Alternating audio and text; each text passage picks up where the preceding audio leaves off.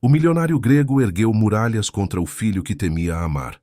Mas a vida cobrou alto pela rejeição que marcou duas existências. Quando o herdeiro voltou, trouxe verdades que ferem e libertam. E o pai milionário imploraria por aquilo que antes desprezou. Comenta o que mais te tocou até aqui e deixa o like e a inscrição. São Paulo sempre foi uma cidade que não dorme, uma metrópole onde os arranha-céus competem com as nuvens e onde fortunas são erguidas e destruídas no intervalo de uma manhã. No coração da Avenida Paulista, entre prédios espelhados e o vai vem incessante de executivos apressados, erguia-se o nome que todos conheciam, mas poucos ousavam pronunciar com familiaridade. Valtieri. 5 letras que representavam luxo absoluto, excelência inabalável e um padrão de hospitalidade que transformara hotéis em experiências inesquecíveis. Por trás desse império, havia um homem cuja reputação precedia qualquer apresentação. Nicandros Valtieri era temido, respeitado e admirado em proporções igualmente intensas, mas jamais amado de verdade. E talvez no fundo de sua alma meticulosamente blindada, fosse exatamente assim que ele preferia. Aos 38 anos, Nicandros havia construído sua fortuna a partir de disciplina implacável e uma capacidade quase sobre-humana de prever tendências de mercado. Seu primeiro hotel, adquirido quando tinha apenas 23 anos, com o dinheiro herdado da avó, transformara-se em 15 propriedades espalhadas pelas principais capitais brasileiras. Cada uma delas carregava o selo inconfundível da perfeição Valtieri. Não havia espaço para erros em seu universo. Não havia tolerância para a mediocridade. E, definitivamente, não havia espaço para sentimentos que pudessem comprometer decisões racionais. A história de Nicandros começara muito antes dos hotéis de luxo e das reuniões em salas envidraçadas com vista para a cidade. Começara em uma casa grande e vazia, onde um menino de olhos escuros aprendera cedo demais que o afeto era uma moeda instável e que contar com ele era o caminho mais rápido para a decepção. Seu pai, um empresário fracassado e emocionalmente ausente, via o filho como lembrança inconveniente de responsabilidades que nunca quis assumir.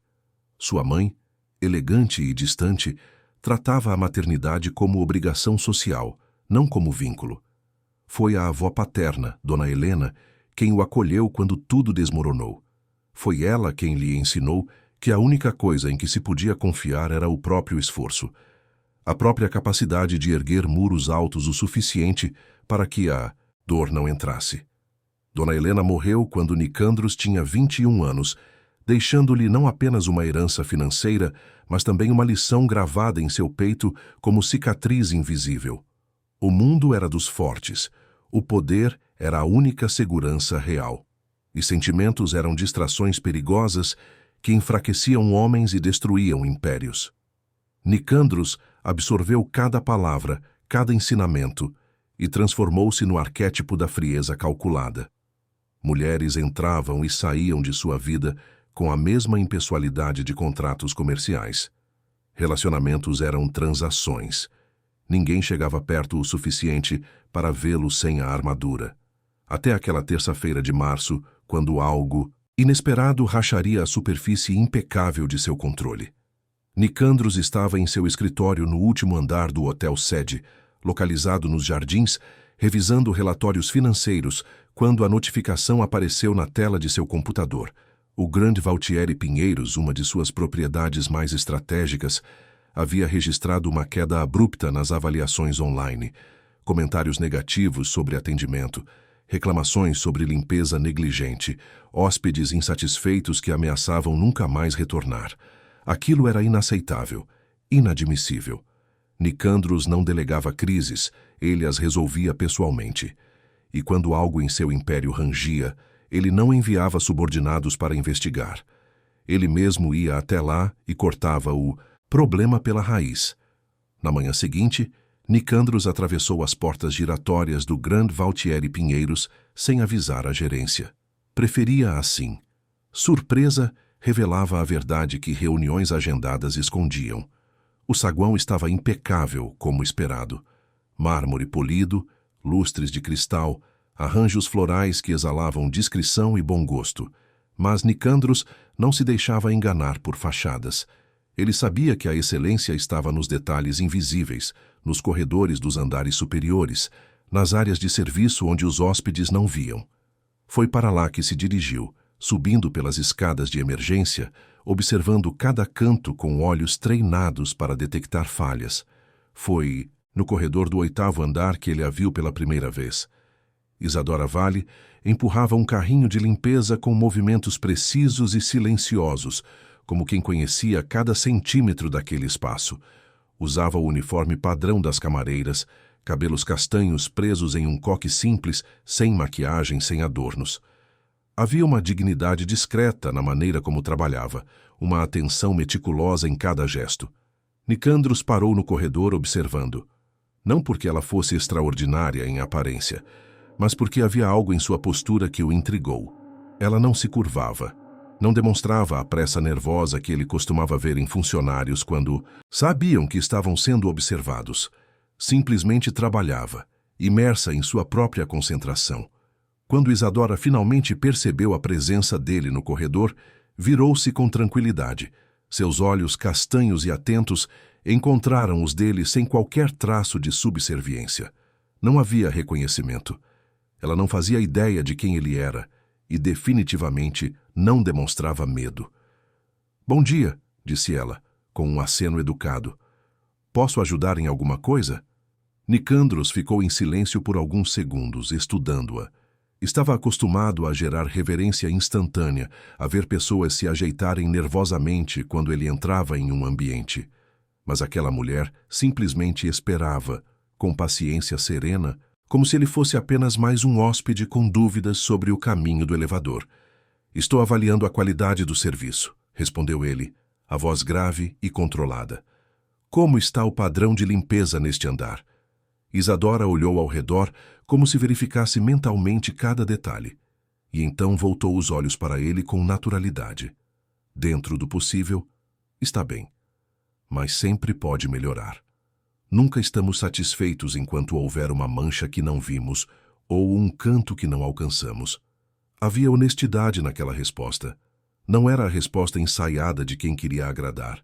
Era a resposta sincera de alguém que levava o trabalho a sério.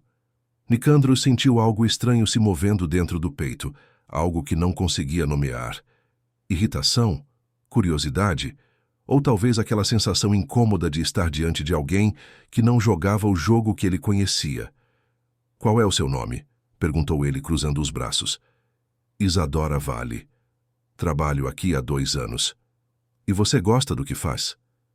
Ela hesitou por um breve instante, mas então respondeu com a mesma tranquilidade. "Gosto de fazer bem feito.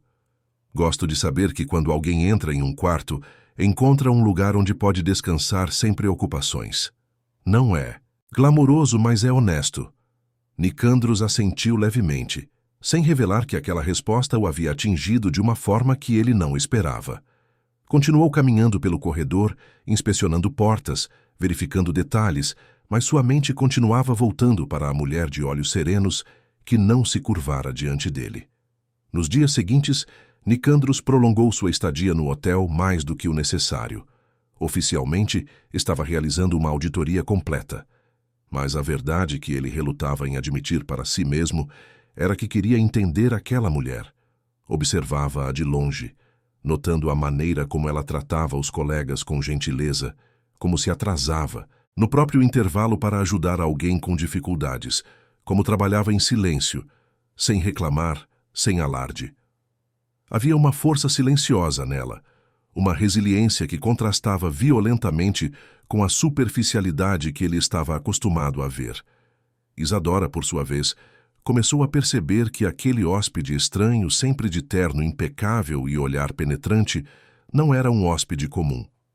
Ele observava demais, perguntava demais, e sempre que ela virava uma esquina, ele parecia estar ali, como sombra elegante e incômoda.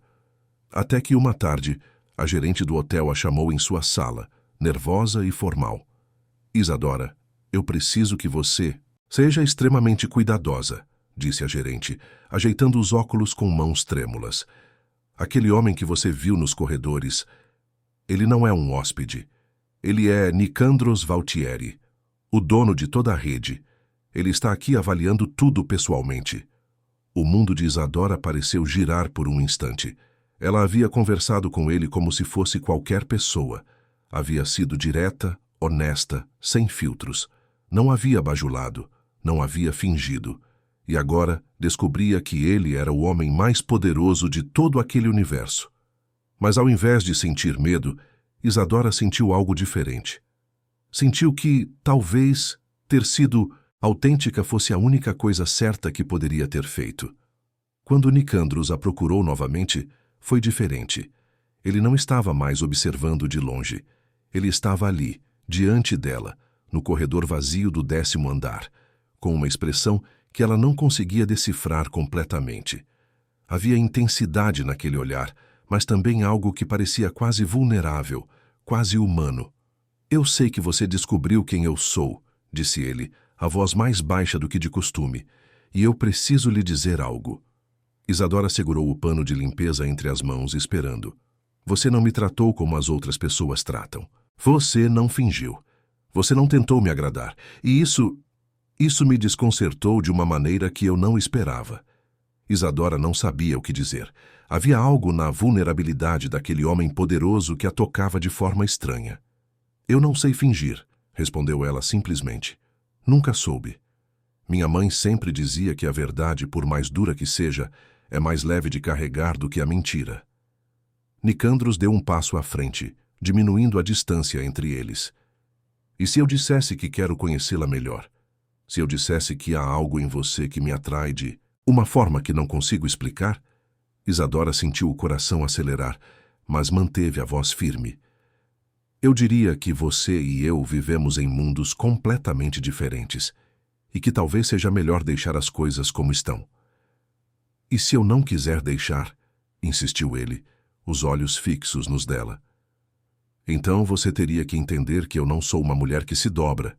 Não sou uma mulher que aceita ser apenas mais uma distração na vida de alguém. E definitivamente não sou uma mulher que se impressiona com poder ou dinheiro. Nicandros sorriu. Não foi um sorriso arrogante ou zombeteiro. Foi um sorriso genuíno. Talvez o primeiro que ele havia esboçado em anos. Eu não quero que você se dobre. Eu quero que você continue sendo exatamente quem você é. O que começou ali, naquele corredor silencioso, foi algo que desafiava toda a lógica.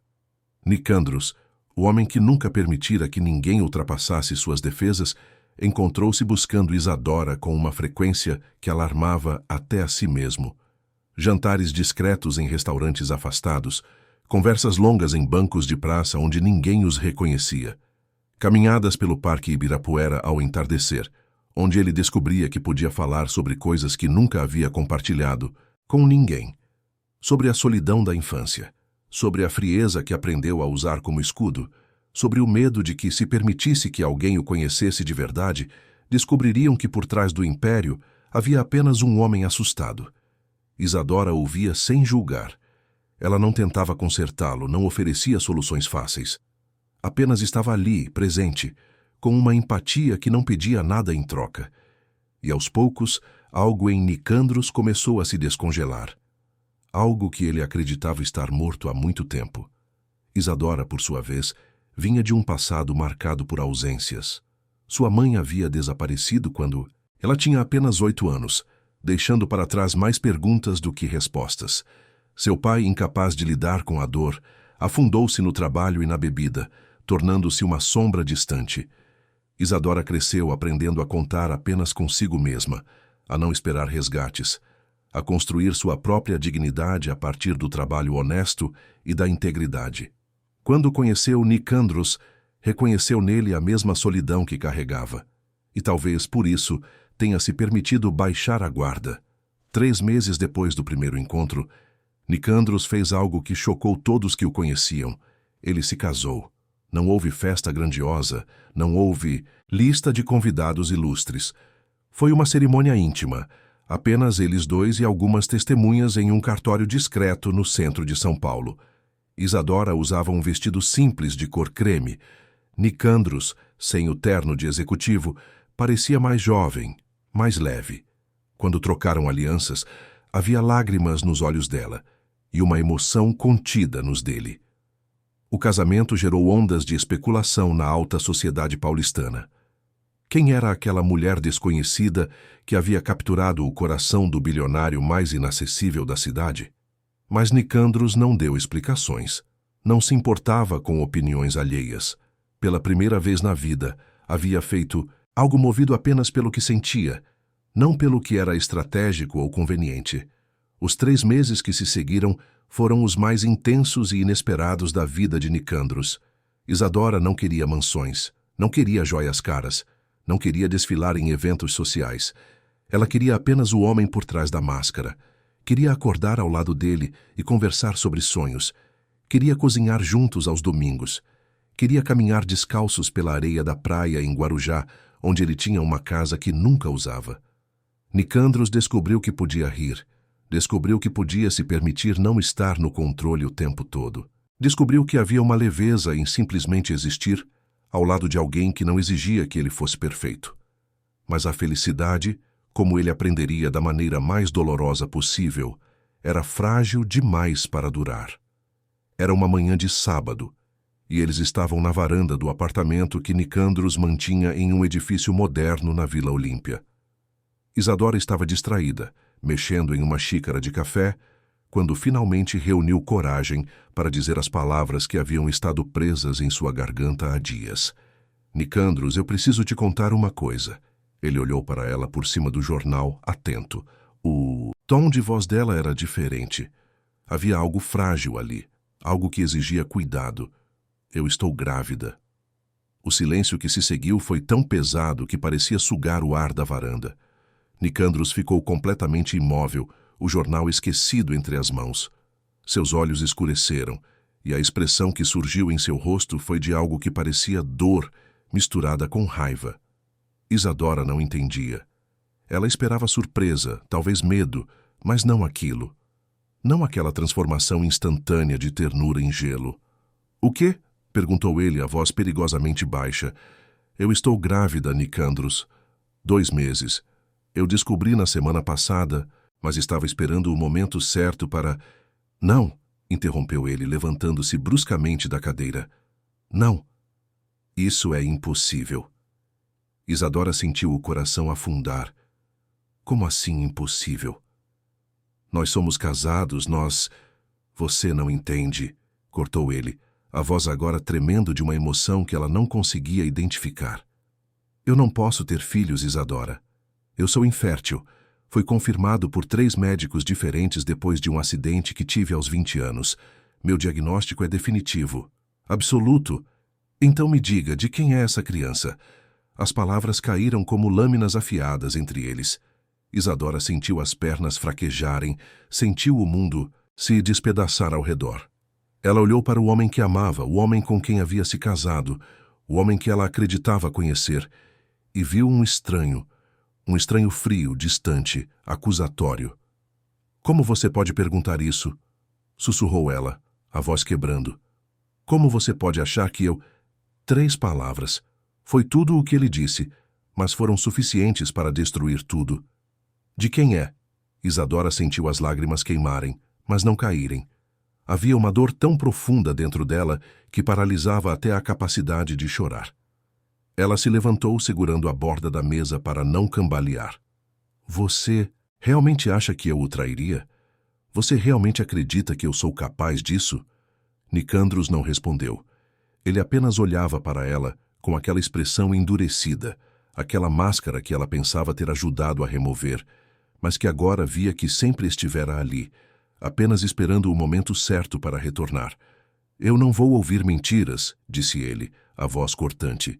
"Eu não vou ser feito de idiota. Você tem até amanhã para sair da minha casa. Meu advogado vai entrar em contato para tratar da anulação do casamento e de um acordo financeiro. Eu não quero escândalos. Não quero exposição. Apenas vá embora." Isadora sentiu algo quebrar dentro dela.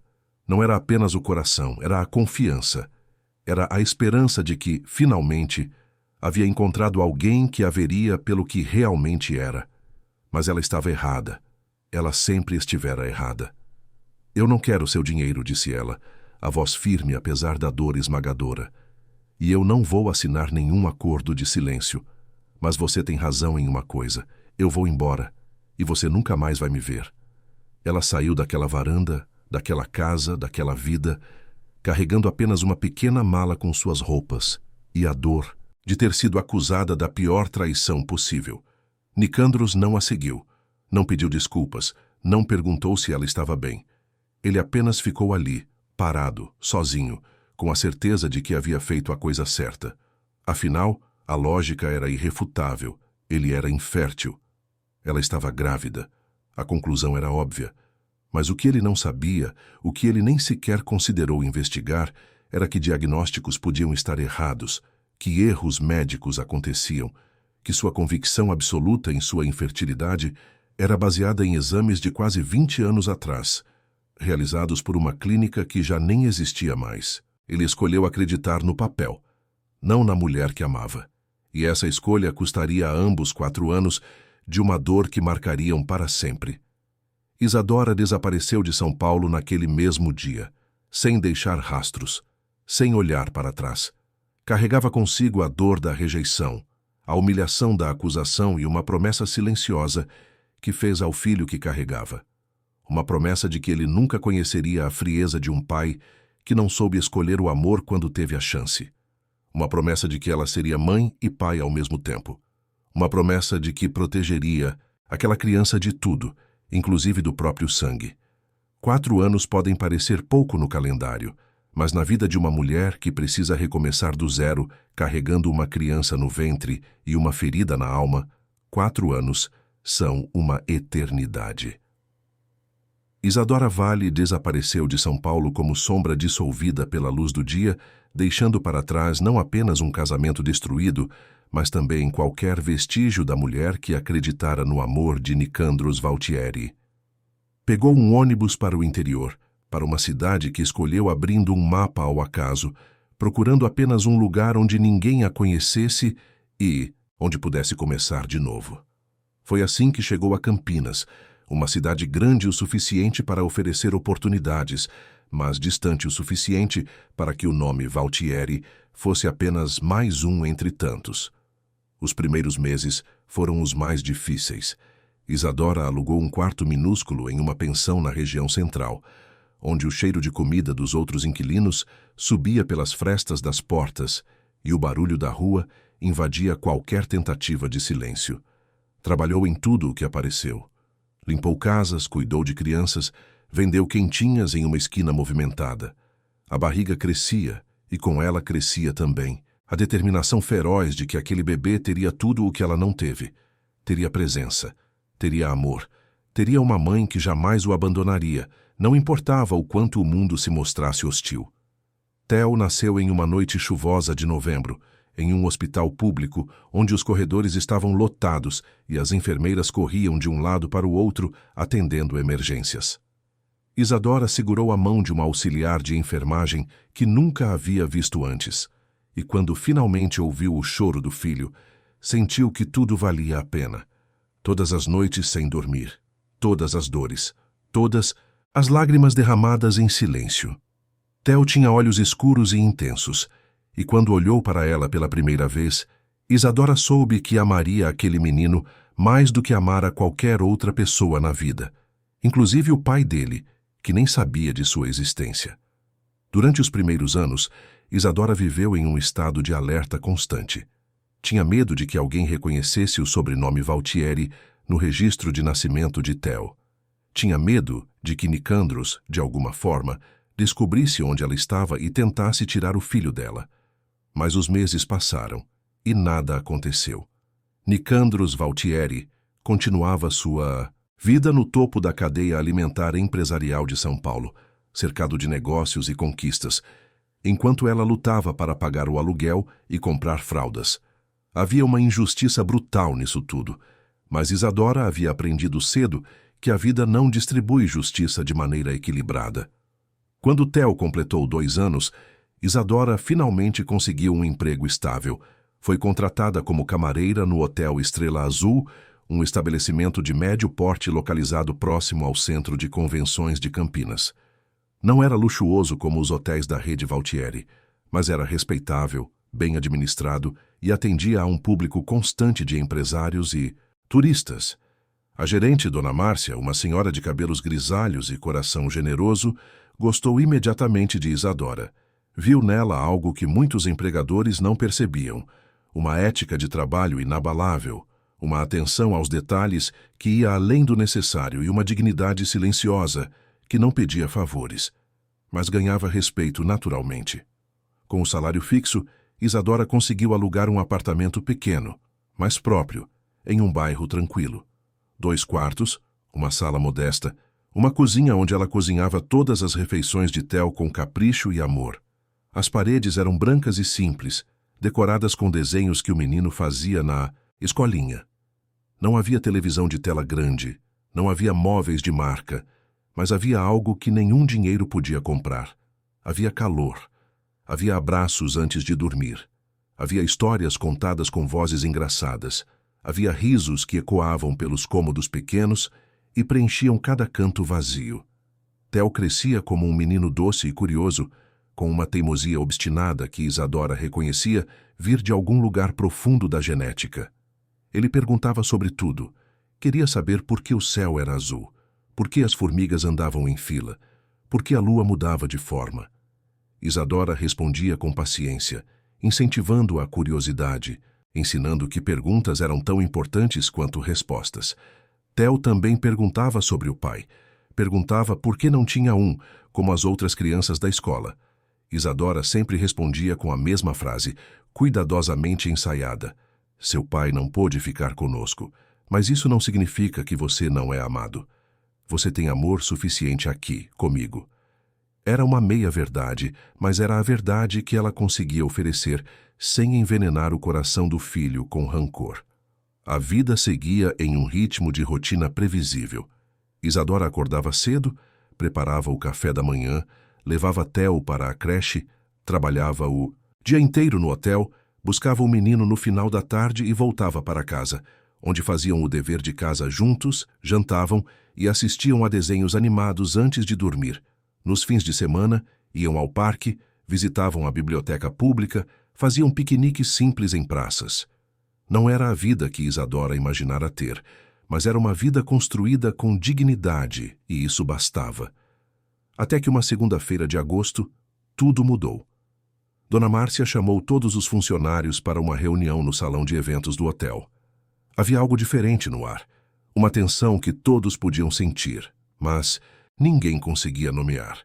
Quando a gerente finalmente subiu ao pequeno palco improvisado, seu rosto estava pálido, mas composto. "Eu tenho um anúncio importante a fazer", começou ela, a voz firme apesar da emoção contida. "O Hotel Estrela Azul foi vendido. A partir do próximo mês faremos parte de uma rede maior. Uma rede de hotéis que tem padrões muito altos e excelência reconhecida nacionalmente." Houve um burburinho entre os funcionários. Alguns demonstravam preocupação, outros curiosidade. Isadora, no fundo do salão, sentiu um aperto no estômago sem saber exatamente por quê. "A rede que nos adquiriu", continuou Dona Márcia respirando fundo, "é a Valtieri Hotéis." O mundo de Isadora desabou. Ela não ouviu mais nada do que foi dito naquela reunião. Não ouviu sobre as garantias de que todos os empregos seriam mantidos, sobre os planos de reforma e modernização, sobre os novos treinamentos que seriam oferecidos. Tudo o que conseguiu registrar foi aquele nome, Valtieri, o nome que ela havia tentado esquecer durante 4 anos. O nome que carregava não apenas a memória de um amor destruído, mas também o medo de que, de alguma forma, seu passado finalmente a alcançasse. Nos dias que se seguiram, Isadora considerou pedir demissão. Considerou pegar Theo e fugir novamente, para outra cidade, outro estado. Qualquer lugar onde o alcance da rede Valtieri não chegasse. Mas então olhava para o filho, para o apartamento que tanto trabalho custara conseguir, para a estabilidade que finalmente haviam conquistado, e sabia que não podia fazer isso com ele. Não podia arrancar Theo de tudo o que conhecia só porque ela tinha medo de fantasmas do passado. Então, decidiu ficar. Decidiu acreditar que em uma empresa tão grande, em uma rede com tantos hotéis, as chances de cruzar com Nicandros Valtieri eram praticamente nulas. Ele estava em São Paulo, no topo de seu império. Ela estava em Campinas, no anonimato de um hotel recém-adquirido. Não havia razão para que seus caminhos se cruzassem. Mas o destino, ou talvez algo maior, tinha outros planos. As reformas começaram rapidamente. O Hotel Estrela Azul foi temporariamente fechado para obras de modernização. Novos móveis chegaram, novas roupas de cama, novos sistemas de gestão. Tudo deveria seguir o padrão Valtieri de excelência. Os funcionários passaram por treinamentos intensivos, aprendendo protocolos novos, padrões mais rigorosos. Isadora absorvia tudo com a mesma dedicação de sempre, mas havia uma tensão constante em seus ombros, um estado de vigilância que a deixava exausta mesmo antes do dia começar. A reinauguração foi marcada para uma sexta-feira de setembro. Haveria uma cerimônia, presença de autoridades locais, coquetel para convidados. Dona Márcia, agora gerente regional da Valtieri, estava visivelmente nervosa, organizando cada detalhe com precisão quase obsessiva. No dia anterior ao evento, ela reuniu a equipe novamente. "Amanhã teremos visita da diretoria", anunciou ela, as mãos entrelaçadas à frente do corpo. "É possível que o próprio Nicandros Valtieri esteja presente. Ele tem o costume de visitar pessoalmente as novas aquisições. Quero que todos estejam impecáveis. Uniformes perfeitos, postura profissional, sorriso cordial. Esta é nossa chance de mostrar que merecemos fazer parte desta rede." Isadora sentiu o sangue gelar nas veias. Nicandros viria, o homem que a expulsara grávida, o homem que a acusara da pior traição possível, o homem que era pai de seu filho, mas não sabia disso. Ela precisava sair dali, precisava inventar uma desculpa, qualquer coisa, para não estar presente no dia seguinte. Mas antes que pudesse formular um plano, Dona Márcia chamou seu nome. "Isadora, você ficará responsável pela vistoria final dos quartos VIP. Preciso que esteja aqui às 7 da manhã." Não havia como recusar, sem levantar suspeitas. Isadora assentiu, sentindo as mãos suarem e o coração disparar. Naquela noite, não conseguiu dormir. Ficou deitada no escuro, ouvindo a respiração tranquila de Theo no quarto ao lado, pensando em todas as possibilidades. Talvez Nicandros não viesse. Talvez ele mandasse representantes. Talvez, se ele viesse, não a reconhecesse. Afinal, 4 anos haviam passado. Ela estava diferente. Mais magra, cabelos mais curtos, sem maquiagem. Apenas mais uma camareira entre tantas outras. Era possível que ele simplesmente passasse por ela como se fosse invisível, da mesma forma que havia feito com tantas outras pessoas ao longo da vida. Na manhã seguinte, Isadora deixou Theo na creche com um beijo prolongado na testa e uma promessa de que voltaria cedo para buscá-lo. O menino estava animado, falando sobre a festa de aniversário de um coleguinha que aconteceria no fim de semana. Isadora forçou um sorriso, tentando gravar aquele momento de normalidade na memória, como se pressentisse que a normalidade estava prestes a ser despedaçada. Chegou ao hotel às 7 em ponto, vestindo o uniforme novo com o brasão Valtieri bordado no bolso. Era estranho carregar aquele símbolo no peito, como se fosse uma marca que a conectava a um passado que tentara apagar. Trabalhou metodicamente, verificando cada detalhe dos quartos VIP, ajeitando travesseiros, conferindo toalhas, certificando-se de que tudo estava perfeito. Às 10 horas, os convidados começaram a chegar. Isadora manteve-se nos bastidores, evitando as áreas sociais, focada apenas em garantir que os quartos estivessem impecáveis caso alguém precisasse visitá-los. Foi ao meio-dia que ele chegou. Isadora estava no corredor do 5º andar, conferindo o carrinho de limpeza quando ouviu vozes vindas do elevador. Vozes masculinas, formais, discutindo números e projeções. Ela congelou. Conhecia aquela voz, grave, controlada, com uma autoridade natural que não precisava ser forçada. Era a voz que assombrava seus sonhos e pesadelos nos últimos 4 anos. A voz de Nicandros Valtieri. Ela virou-se instintivamente, procurando uma saída, mas era tarde demais. As portas do elevador se abriram e ele saiu, acompanhado de 2 executivos em ternos impecáveis. Nicandros estava exatamente como ela lembrava, mas ao mesmo tempo diferente. Mais velho, talvez. Linhas mais profundas ao redor dos olhos, uma rigidez nos ombros que antes não estava tão pronunciada, mas era ele, inconfundivelmente ele. Por um breve instante, Isadora pensou que ele passaria direto sem notá-la. Afinal, ela era apenas parte do cenário, mais uma funcionária, invisível no universo que ele comandava. Mas então, como se sentisse a presença dela, Nicandros ergueu os olhos e congelou. O mundo pareceu parar. Os executivos continuaram falando ao lado dele, mas Nicandros não os ouvia. Estava completamente imóvel, os olhos fixos em Isadora com uma expressão que ela não conseguia decifrar. Havia choque ali, mas também algo mais. Algo que parecia dor, ou talvez raiva, ou talvez uma mistura de ambos. Isadora não disse nada. Não havia palavras que pudessem preencher o abismo de silêncio e mágoa que se estendia entre eles. Ela apenas o encarou de volta, com a mesma dignidade silenciosa que ele um dia admirara. Mas agora havia algo mais em seus olhos.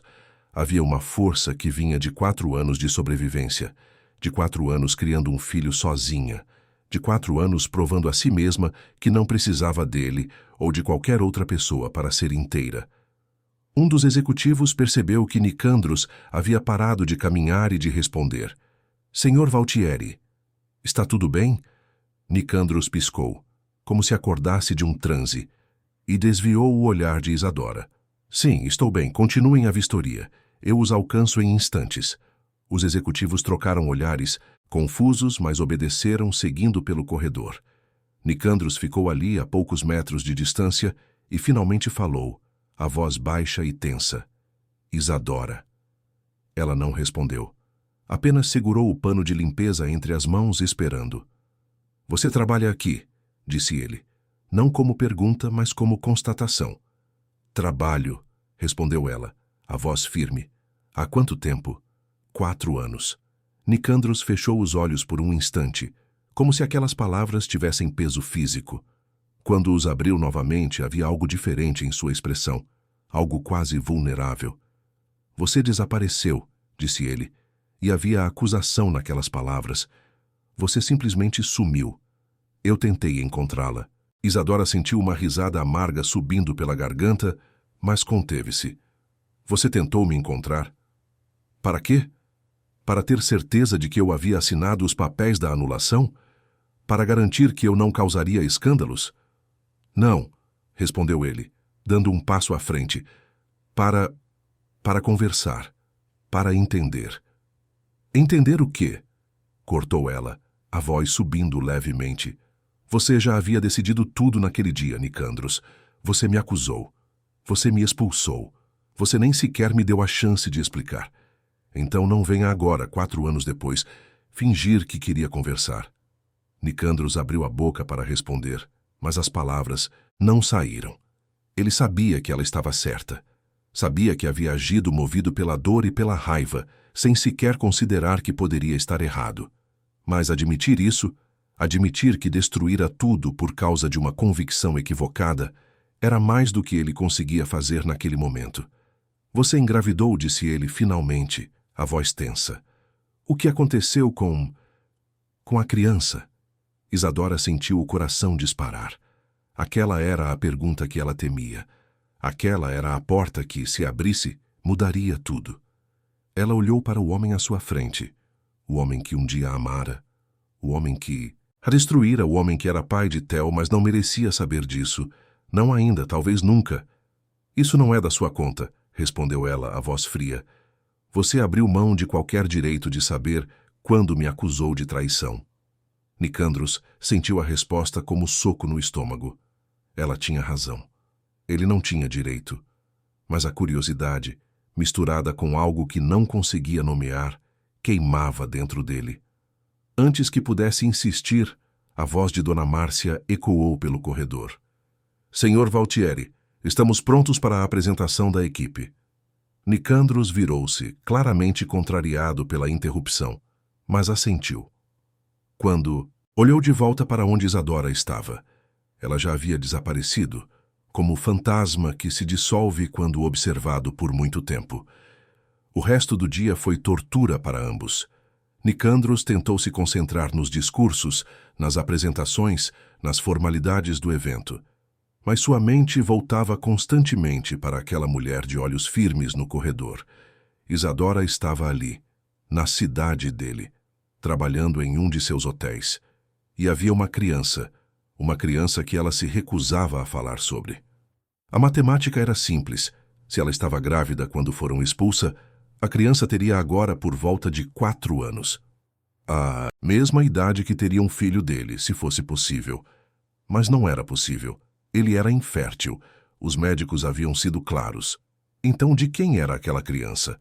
Isadora, por sua vez, trabalhou no piloto automático pelo resto do dia, evitando qualquer área onde Nicandros pudesse estar. Quando o evento finalmente terminou e os convidados começaram a partir, ela se trancou no vestiário e permitiu-se respirar pela primeira vez em horas. Suas mãos tremiam, seu corpo inteiro parecia vibrar com a adrenalina contida. Ela havia se mantido firme diante dele, não havia se curvado, não havia demonstrado fraqueza, mas por dentro estava despedaçada. Naquela noite, quando buscou Theo na creche, abraçou o menino com uma intensidade que o surpreendeu. "Mamãe, você está bem?" perguntou ele, com aqueles olhos atentos que pareciam ver mais do que uma criança de 4 anos deveria ver. "Estou sim, meu amor", respondeu ela, beijando o topo da cabeça dele. "Só tive um dia difícil no trabalho." "Mas agora está melhor?" insistiu Theo. "Agora está melhor", mentiu ela. Mas não estava. E nos dias que se seguiram, ficaria ainda pior. Porque Nicandros Valtieri, o homem que nunca desistia de nada, havia decidido que precisava de respostas. E quando Nicandros decidia algo, não havia obstáculos que o impedissem. A semana que se seguiu ao reencontro foi marcada por uma tensão invisível, mas palpável, que pairava sobre o Hotel Estrela Azul como nuvem carregada antes da tempestade. Nicandros não voltou imediatamente a São Paulo como todos esperavam. Ele prolongou sua estadia em Campinas, alegando necessidade de acompanhar de perto a transição do hotel para os padrões Valtieri. Instalou-se na suíte presidencial, transformando-a em um escritório temporário de onde comandava reuniões, aprovava reformas e observava cada movimento da equipe. Mas todos sabiam, especialmente Dona Márcia, que havia algo mais por trás daquela permanência inesperada. Isadora sentia o peso daquele olhar, mesmo quando não estava diretamente sob ele. Nicandros aparecia nos corredores em horários aleatórios, sempre com alguma justificativa plausível, mas seus olhos invariavelmente a procuravam. Ela evitava qualquer interação além do profissional estritamente necessário, cumprimentando-o com um aceno de cabeça quando cruzavam caminhos, mas nunca parando para conversar. A frieza educada que mantinha era sua única defesa contra o turbilhão de emoções que ameaçava transbordar sempre que o via.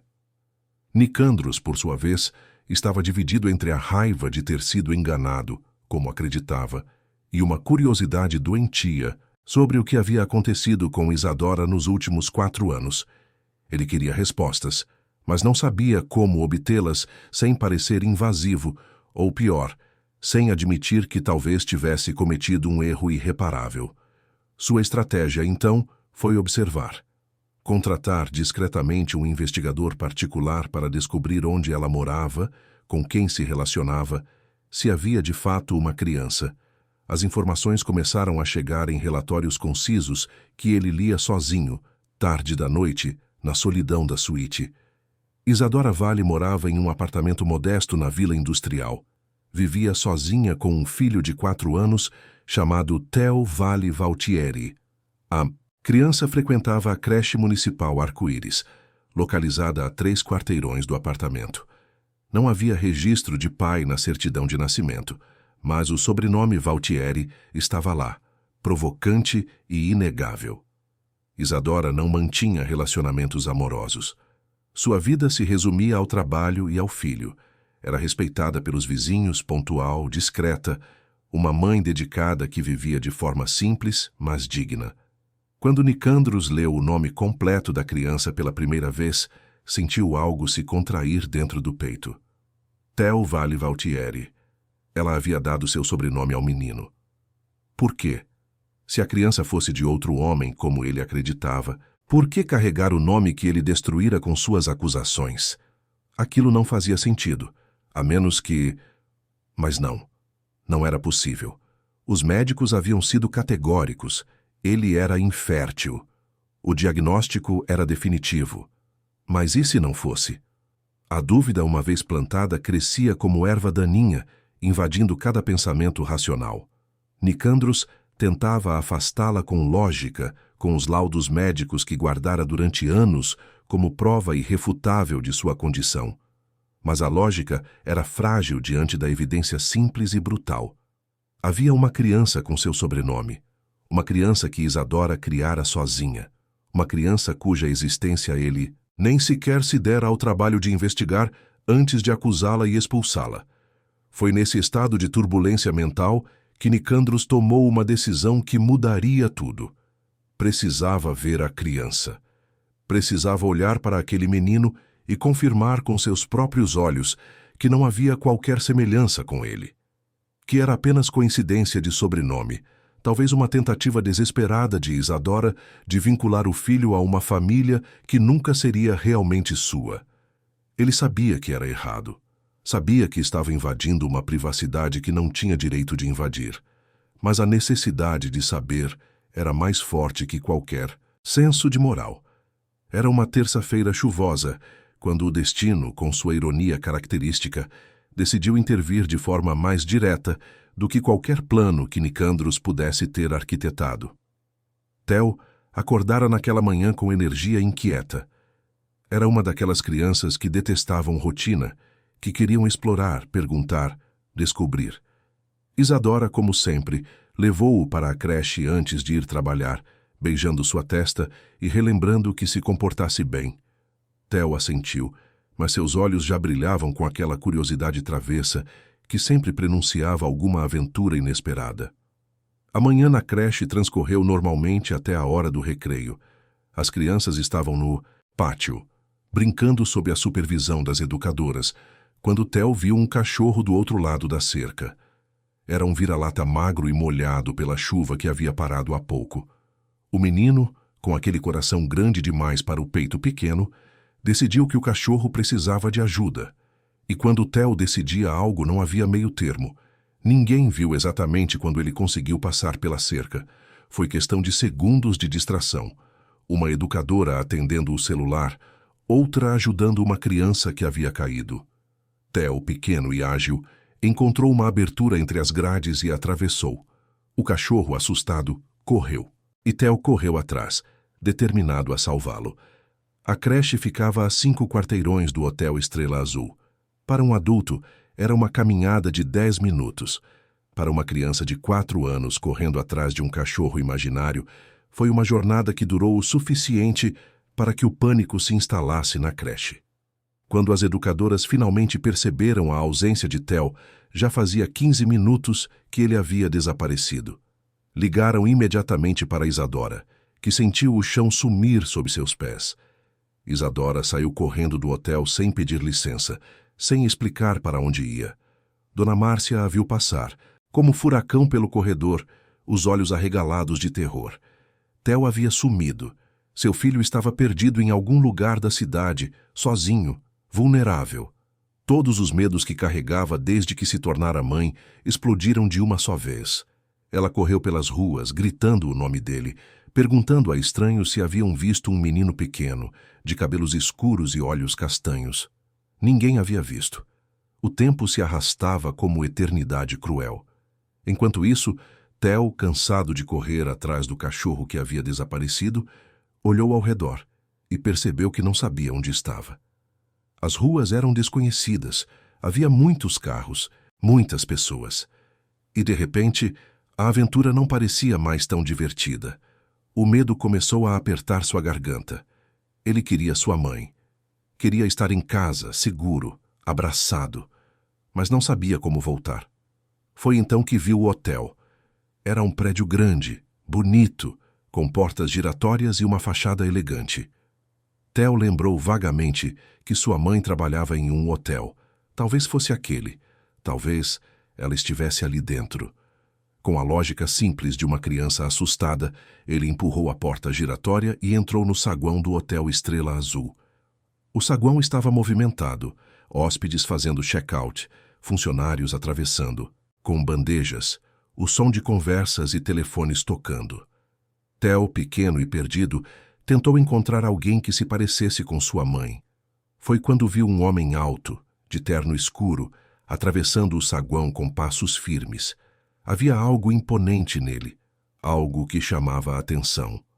Theo, sem pensar, correu na direção dele e colidiu com suas pernas, segurando o tecido da calça com mãos pequenas e trêmulas.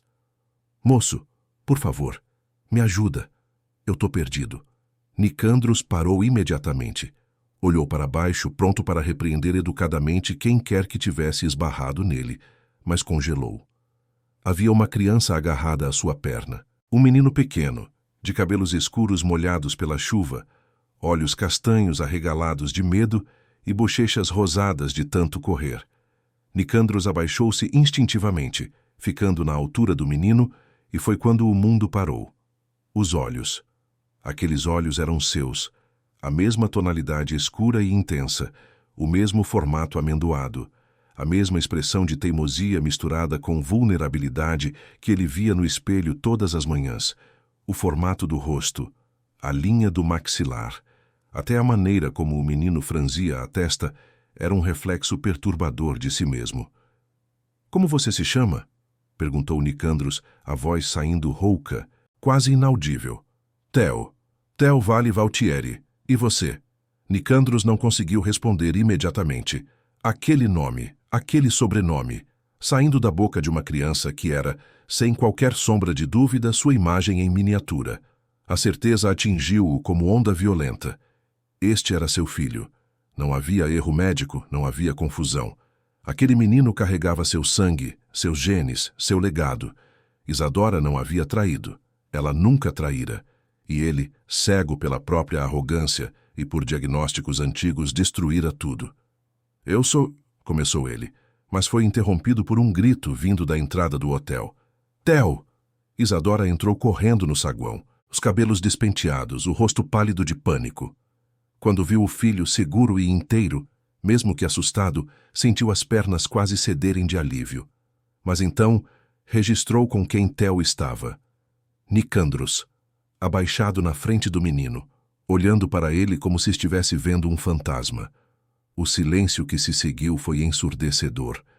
Theo, percebendo a mãe, soltou Nicandros e correu até ela, abraçando suas pernas. "Mamãe, eu me perdi. Eu fui atrás de um cachorrinho e me perdi." Isadora segurou o filho com força, mas seus olhos estavam fixos em Nicandros, que agora se levantava lentamente, a expressão transformada em algo que ela não conseguia definir. Havia raiva ali, mas também choque, talvez até dor. "Ele é meu", disse Nicandros, não como pergunta, mas como constatação. A voz era baixa, mas carregada de uma emoção contida que ameaçava explodir. "Aquele menino é meu filho." Isadora não respondeu. Não confirmou, mas também não negou. Apenas segurou Theo mais apertado, como se pudesse protegê-lo do furacão que estava prestes a se abater sobre eles. Nicandros deu um passo à frente. "Eu preciso conversar com você. Agora." "Não", respondeu Isadora, a voz firme apesar do tremor. "Não aqui. Não agora. Eu preciso levar meu filho para casa." "Nosso filho", corrigiu Nicandros, a mandíbula tensa. "E nós vamos conversar, Isadora. Hoje. Porque você me deve explicações. Você me deve a verdade." "Eu não devo nada a você", retrucou ela, os olhos brilhando de uma raiva que estava contida há 4 anos. "Você foi quem me expulsou. Você foi quem me acusou. Você foi quem decidiu que eu não merecia ser ouvida. Então não venha agora exigir direitos sobre uma criança que você nem sabia que existia. Por que você não me contou?" explodiu Nicandros, a voz subindo pela primeira vez. "Por que você desapareceu?" Sem deixar rastro. Porque você não me deu escolha, gritou Isadora de volta, e Theo, assustado, começou a chorar. A voz dela baixou imediatamente, os instintos maternos sobrepondo qualquer outra emoção. Está tudo bem, meu amor. A mamãe só está nervosa. Vamos para casa, tá bom? Mas Nicandros não ia deixá-la ir tão facilmente. Não agora. Não depois de descobrir que tinha um filho. Eu vou com vocês, disse ele, o tom não deixando espaço para discussão. Não, você não vai, respondeu Isadora, segurando a mão de Theo e começando a caminhar em direção à saída. Nicandros a segurou pelo braço, não com força, mas com firmeza suficiente para fazê-la parar. Isadora, por favor. Eu preciso entender. Eu preciso saber. Havia algo na voz dele, uma vulnerabilidade que ela não esperava, que a fez hesitar. Ela olhou para o rosto dele e viu não o bilionário arrogante, mas o homem que um dia a amara. O homem que estava claramente despedaçado pela descoberta de que tinha um filho que não conhecia. Você quer saber?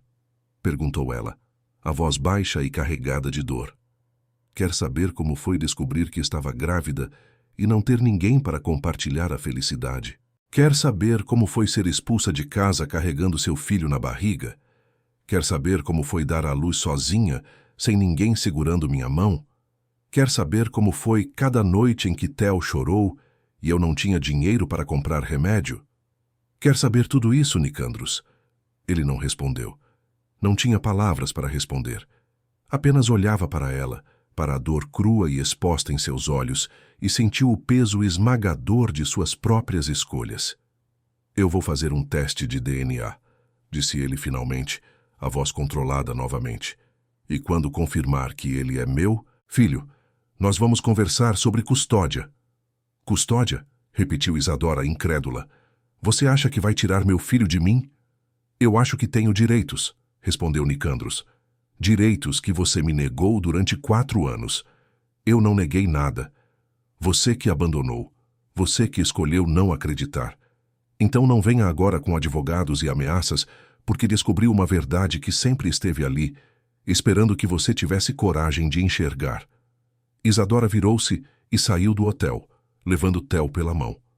O menino olhou para trás, confuso, vendo o homem alto de terno que ficara parado no saguão sozinho, com uma expressão que parecia triste. Mamãe, quem era aquele moço? Ninguém, meu amor.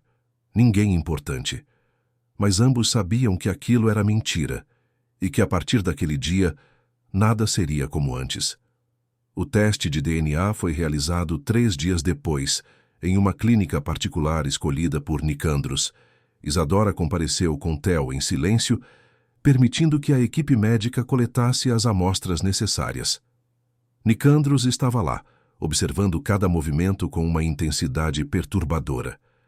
Quando os olhos dele encontraram os de Theo novamente, o menino sorriu timidamente, sem entender por que aquele homem o olhava daquele jeito. O resultado chegou em 48 horas. Compatibilidade genética de 99,9%. Pai e filho. Irrefutável. Inegável. Nicandros segurou o papel entre as mãos e sentiu algo se despedaçar dentro dele. Ele tinha um filho de 4 anos, que não o conhecia. Um filho que ele havia rejeitado antes mesmo de saber que existia. Um filho que chamava outra pessoa de família porque ele, o pai biológico, fora covarde demais para questionar suas próprias convicções. A ligação que fez para Isadora naquela noite foi breve e direta. Precisamos conversar. Amanhã, no meu escritório. Isadora sabia que não podia, mas evitar. Deixou Theo com uma vizinha de confiança e foi até o hotel onde Nicandros havia montado um escritório temporário. Quando entrou na sala, ele estava de costas, olhando pela janela para a cidade lá embaixo. Virou-se quando ela fechou a porta. E pela primeira vez desde que se reencontraram, ela viu emoção genuína em seu rosto. Não era raiva, era dor. Ele é meu filho, disse Nicandros, a voz embargada. E eu perdi 4 anos da vida dele por causa da minha própria estupidez. Isadora não respondeu, apenas esperou. Eu quero conhecê-lo, continuou ele. quero estar na vida dele. Quero ser o pai que deveria ter sido desde o início. E como você planeja fazer isso? Perguntou Isadora. Vai aparecer de repente e dizer que é o pai dele? Vai arrancar ele da única vida que conhece para satisfazer sua culpa? Não. Eu quero que vocês venham morar comigo, em São Paulo, na minha casa. Quero ter a chance de construir uma relação com meu filho. Isadora riu, mas não havia humor naquele som. Você acha que eu vou simplesmente deixar minha vida aqui e ir morar com você? Depois de tudo? Não estou pedindo, Isadora, estou informando. Se você não concordar, eu vou entrar com um processo de guarda. Tenho recursos ilimitados. Tenho os melhores advogados do país. E tenho 4 anos de ausência paterna para justificar que meu filho merece compensação. Você quer realmente arriscar perder a custódia? As palavras caíram como chicotadas. Isadora sentiu a raiva ferver, mas também o medo. Ela conhecia o poder de Nicandros. Conhecia o alcance de sua influência. Ele poderia realmente fazer isso. Poderia tirar Theo dela. E ela não sobreviveria a isso. Você está me chantageando, disse ela, a voz tremendo. Estou oferecendo uma solução que beneficia todos. Vocês terão tudo o que precisam. Theo terá o pai presente, e eu terei a chance de corrigir o erro mais grave que já cometi. E eu? Perguntou Isadora, os olhos marejados. O que eu ganho nessa equação? Segurança, estabilidade e a garantia de que seu filho crescerá com ambos os pais. Mas não era isso que ela queria. Ela queria que Nicandros escolhesse estar presente porque amava o filho, não porque a lei o obrigava. Queria que ele a olhasse com o mesmo carinho de antes, não com a frieza de quem negocia um acordo comercial. Mas não tinha escolha. Não realmente. Está bem, disse ela finalmente, a voz quase inaudível. Eu vou. Mas com uma condição. Você não vai contar a Theo que é o pai dele até que eu ache que ele está pronto. Vamos devagar. Vamos deixar que ele se acostume com você primeiro. Nicandros assentiu. Combinado. E assim, uma semana depois, Isadora e Theo se mudaram para São Paulo. Para a mansão de Nicandros, nos Jardins, um palácio de mármore e vidro que mais parecia museu do que lar. Theo ficou encantado inicialmente com o tamanho da casa, com a piscina, com os jardins. Mas quando chegou a hora de dormir e percebeu que estava em um quarto estranho, em uma casa desconhecida, longe de tudo que era familiar, começou a chorar. Isadora deitou-se ao lado dele, cantando baixinho, até que finalmente adormecesse. Naquela noite, sozinha em um quarto de hóspedes que parecia mais uma suíte de hotel do que um lar, Isadora chorou silenciosamente. Havia voltado para a vida de Nicandros Valtieri. Mas desta vez, não como esposa, como prisioneira. E a gaiola, por mais dourada que fosse, continuava sendo uma prisão. Morar na mansão Valtieri era como habitar um mundo paralelo, onde o luxo sufocava qualquer tentativa de calor humano. Os cômodos eram imensos, decorados com móveis de grife e obras de arte que valiam fortunas, mas não havia fotografias nas paredes, não havia bagunça acolhedora, não havia aquele cheiro de comida caseira que transformava uma casa em lar. Isadora e Theo ocupavam uma ala inteira no segundo andar, com quartos separados, banheiros de mármore e uma sala de estar privativa que nenhum dos dois usava. Theo estranhava tudo. Estranhava o silêncio excessivo. Estranhava os empregados que apareciam e desapareciam como sombras discretas. Estranhava não poder correr pelos corredores sem se sentir vigiado por alguma câmera invisível. Nicandros, por sua vez, não sabia como ser pai. Sua própria infância fora marcada pela ausência paterna e os únicos modelos que conhecia eram os de frieza e distância. Nos primeiros dias, tentou compensar com presentes. Encheu o quarto de Theo com brinquedos caros, videogames de última geração, roupas de marcas importadas. Mas o menino olhava para aquele mar de novidades, com expressão confusa, como se não entendesse o que fazer com tudo aquilo. Theo não queria brinquedos que não conhecia. Queria seu ursinho de pelúcia gasto, que ficara esquecido no apartamento em Campinas. Queria suas histórias, em quadrinhos amassadas. Queria a simplicidade de uma vida que fazia sentido. Uma tarde, Nicandros encontrou Theo sentado no meio do quarto gigantesco, cercado por brinquedos intocados, com o rosto apoiado nas mãos e uma expressão de profunda tristeza. O bilionário parou na porta observando, sem saber o que dizer. Como você se aproxima de uma criança que é seu sangue, mas que não sabe quem você é? Como você constrói uma ponte sobre 4 anos de ausência? Você não gostou dos brinquedos? Perguntou Nicandros finalmente, a voz mais hesitante do que jamais soava em reuniões de negócios. Theo olhou para ele com aqueles olhos escuros que eram o espelho dos seus. Eles são bonitos, mas eu não sei brincar com eles. Eu queria meu ursinho. O Dudu. Dudu? Meu urso de pelúcia. Ele dorme comigo desde que eu era bebê. Ele tem um olho só porque a mamãe teve que costurar quando rasgou, mas eu gosto dele assim. Ele é meu melhor amigo. Nicandros sentiu algo apertar no peito.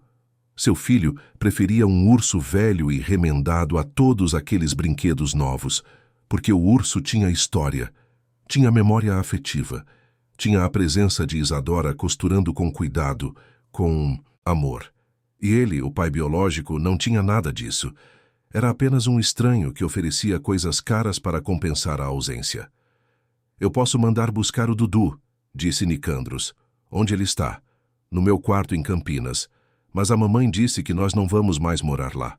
A tristeza na voz do menino era palpável. Nicandros agachou-se ao lado dele, tentando ficar na mesma altura, como fizera naquele dia no hotel. Theo, você sabe quem eu sou? O menino balançou a cabeça negativamente. Você é o dono da casa grande. A mamãe disse que você é importante. Eu sou mais do que isso. Eu sou... Hesitou, lembrando da promessa que fizera a Isadora. Mas as palavras queriam sair.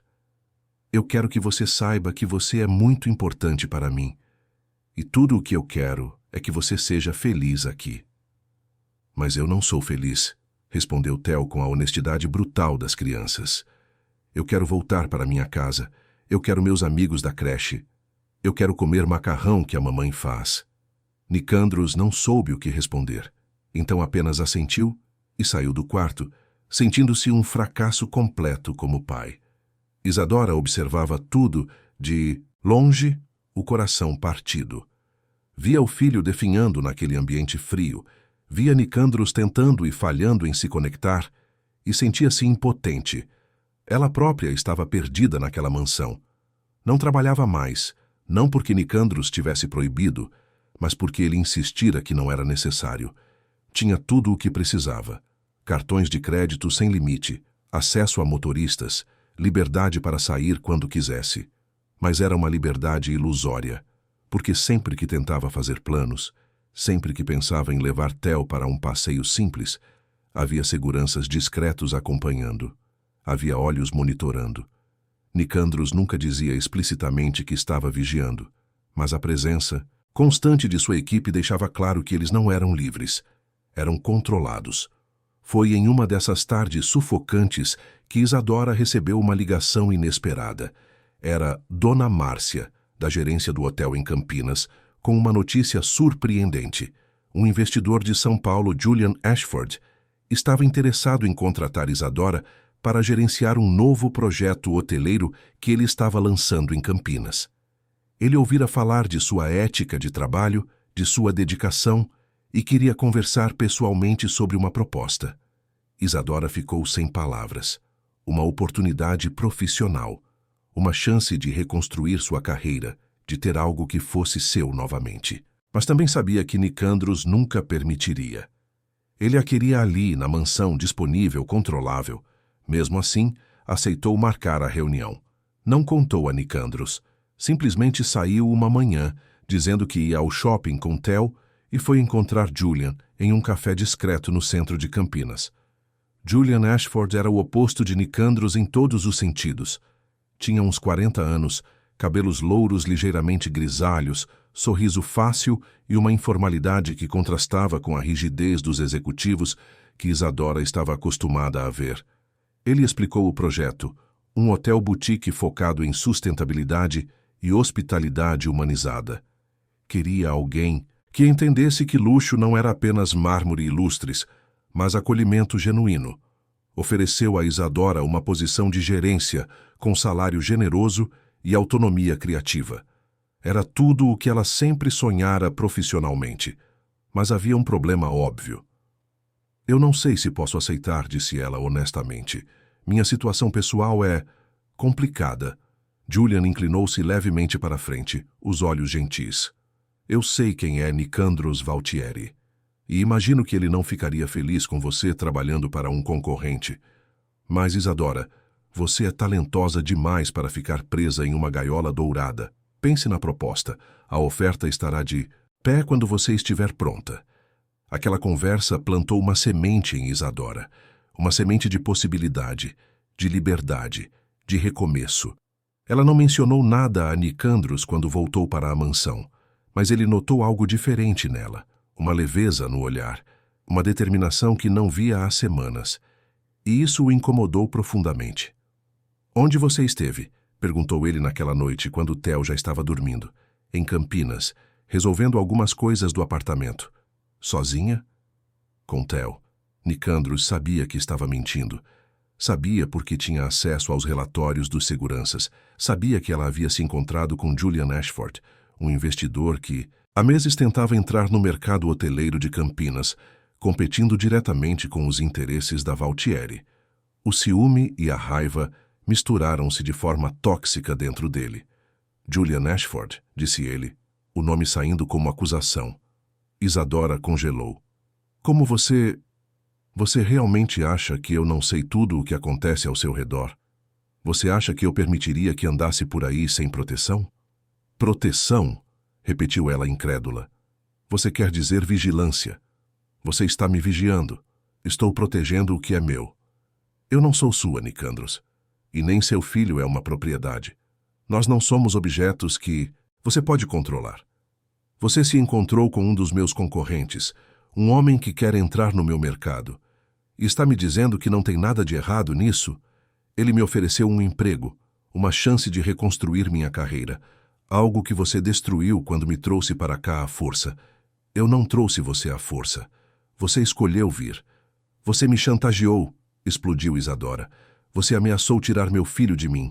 Isso não é escolha, isso é coerção. O silêncio que se seguiu foi pesado. Nicandros sabia que ela estava certa. Sabia que havia usado seu poder de forma cruel. Mas admitir isso significava admitir que era exatamente como o pai que desprezava. Controlador. Manipulador. Incapaz de amar sem possuir. Você não vai trabalhar para Julian Ashford, disse ele finalmente, a voz baixa, mas firme. E quem vai me impedir? Eu. Se necessário, usarei meus recursos para garantir que ele não consiga as licenças para o hotel. Usarei minha influência para garantir que o projeto não saia do papel. E você sabe que eu posso fazer isso. Isadora olhou para ele com uma mistura de nojo e pena.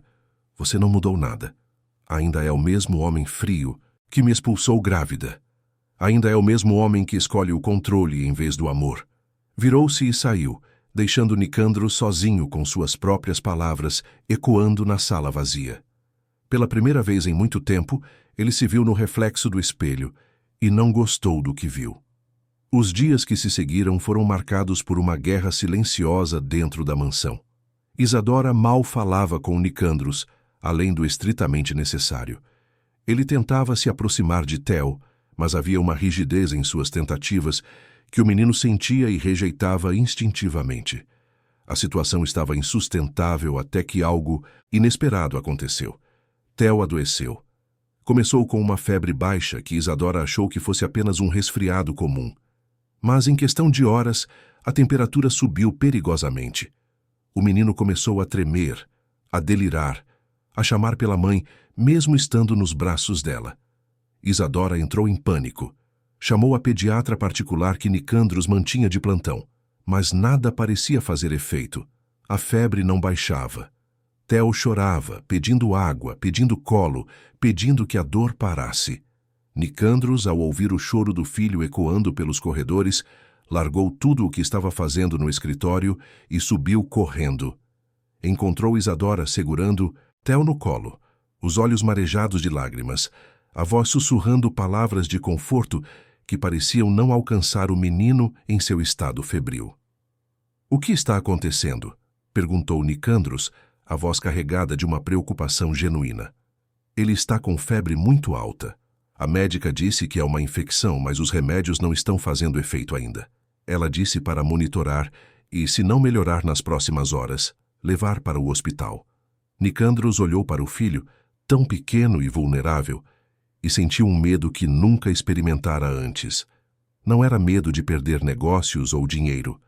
Era medo de perder aquele menino que mal conhecia, mas que já ocupava um espaço enorme em seu peito. "Deixa eu ficar com ele", disse Nicandros, estendendo os braços. Isadora hesitou. Não sabia se Theo aceitaria, se não pioraria a situação, mas estava exausta. E talvez, naquele momento de fragilidade, 2 pessoas cuidando fossem melhor do que uma. Nicandros pegou Theo no colo com cuidado, como se segurasse algo extremamente frágil. O menino gemeu, mas não resistiu. Estava quente demais para resistir a qualquer coisa. Nicandros caminhou pelo quarto, embalando-o suavemente, e, sem pensar, começou a cantarolar uma melodia antiga. Era a mesma canção que sua avó cantava quando ele era criança e tinha pesadelos. Uma cantiga simples em italiano, que falava de estrelas e luas e sonhos tranquilos. Isadora parou, surpresa.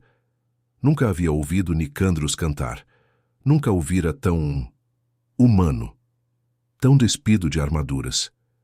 E havia algo na voz dele, rouca e desafinada, mas carregada de uma ternura que ela pensava que ele não era capaz de sentir, que a tocou profundamente.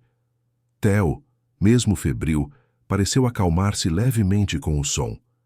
Seus olhinhos se fecharam por alguns instantes, a respiração ainda irregular, mas menos agitada. Nicandros continuou cantando, caminhando pelo quarto, e pela primeira vez desde que se tornara pai, sentiu que estava realmente presente. Não como o bilionário, não como o dono da mansão, mas como pai, simplesmente pai. A noite foi longa.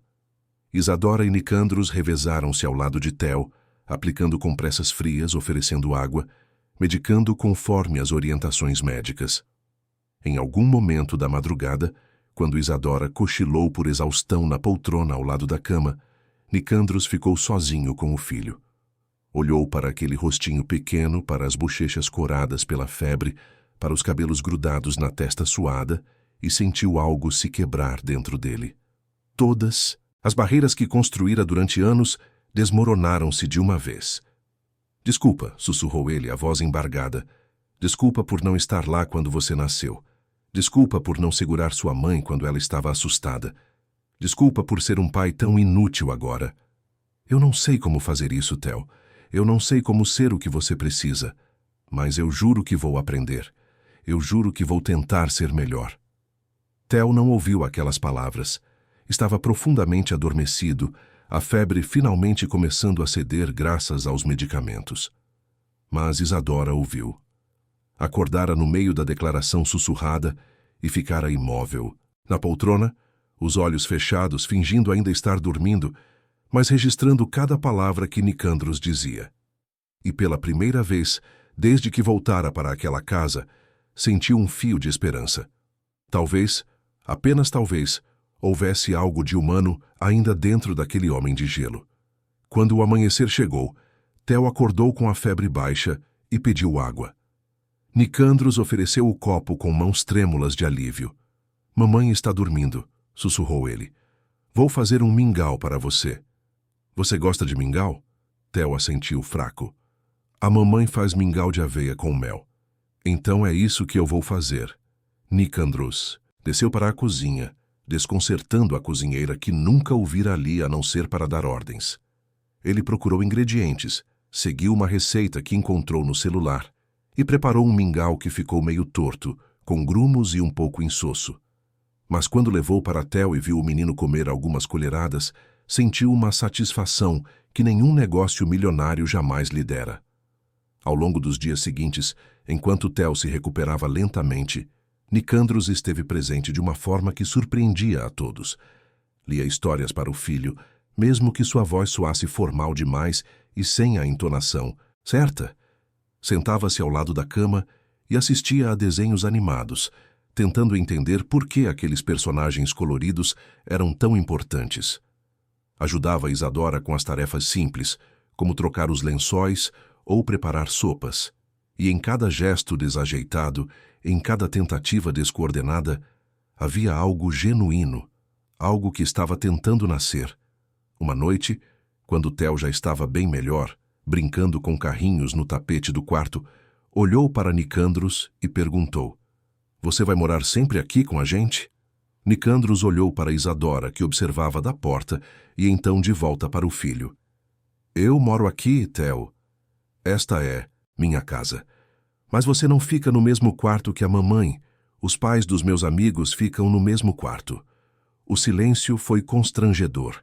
Nicandros não sabia como explicar aquela dinâmica complicada para uma criança de 4 anos. Foi Isadora quem respondeu com suavidade: "Cada família é diferente, meu amor. O importante é que todos que moram aqui se importam uns com os outros." Theo pareceu aceitar aquela explicação, mas havia um olhar pensativo em seus olhos, como se estivesse processando algo maior do que conseguia verbalizar. Mais tarde, quando o menino finalmente dormiu, Isadora e Nicandros ficaram sozinhos, no corredor. Ela o encarou com uma expressão que ele não conseguiu interpretar completamente. "Você foi diferente essa semana", disse ela, quebrando o silêncio. "Com ele. Com Theo." Nicandros encostou-se na parede, exausto de uma forma que não era física. "Eu percebi algo quando ele estava doente. Percebi que eu poderia perdê-lo antes mesmo de conhecê-lo de verdade. E isso me apavorou mais do que qualquer coisa que já enfrentei nos negócios." "Talvez seja um começo", respondeu Isadora. "Talvez seja o começo de você entender que ser pai não é sobre controlar, é sobre estar presente, é sobre ser vulnerável. O suficiente para mostrar que você se importa." Nicandros olhou para ela.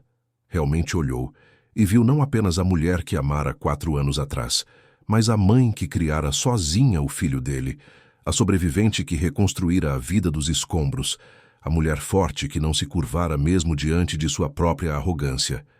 "Eu fui um idiota", disse ele simplesmente, "em tantas coisas, mas principalmente em não acreditar em você quando era a única coisa que eu deveria ter feito." Isadora sentiu lágrimas queimarem nos olhos, mas não as deixou cair. Era tarde demais para desculpas fáceis. Era tarde demais para consertar o passado. Mas talvez, apenas talvez, não fosse tarde demais para construir algo novo a partir das ruínas. As semanas que se seguiram à doença de Theo trouxeram uma mudança sutil, mas perceptível na dinâmica da mansão Valtieri. Nicandros começou a chegar mais cedo do trabalho, às vezes até dispensando reuniões para jantar com o filho. Não era perfeito. Ainda tropeçava em conversas simples, ainda não entendia as piadas que Theo contava da escola, ainda oferecia presentes caros quando o menino queria apenas sua presença. Mas havia esforço. Havia tentativa genuína. E Theo, com a capacidade de perdão infinita das crianças, começou a se abrir timidamente para aquele homem alto que aos poucos deixava de ser um estranho. Isadora observava tudo com um misto de esperança e cautela. Parte dela queria acreditar que Nicandros estava realmente mudando. Outra parte, marcada por anos de dor, ainda esperava que aquilo fosse apenas uma fase, que em breve ele voltaria a ser o bilionário frio e controlador que a expulsara grávida.